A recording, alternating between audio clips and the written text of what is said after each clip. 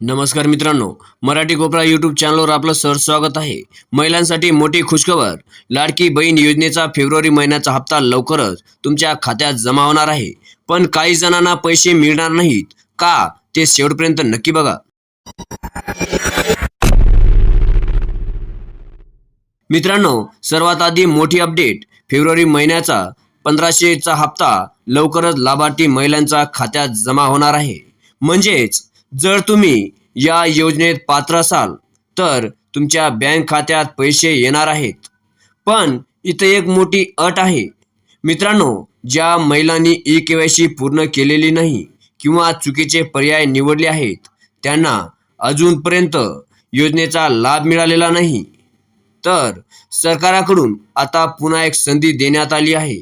E-KYC दुरुस्त करण्यासाठी, चुकीची माहिती सुधारण्यासाठी आतापर्यंत सुमारे 17 लाख लाभार्थींनी ही संधी वापरली आहे. मित्रांनो, लक्षात ठेवा, ई-केवायसी दुरुस्ती करण्याची शेवटची तारीख आहे 31 मार्च 2026. या तारखेआधी तुमची प्रक्रिया पूर्ण करणे खूप गरजेचं आहे.